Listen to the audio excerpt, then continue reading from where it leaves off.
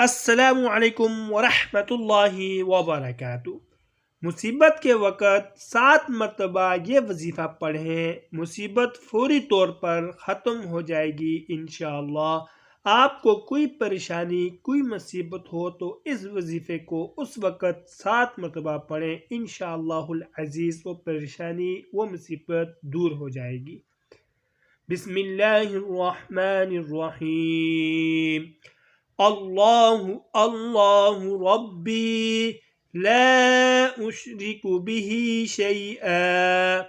اللہ اللہ ہی میرا رب ہے، میں اس کے ساتھ کسی کو شریک نہیں ٹھہراتا۔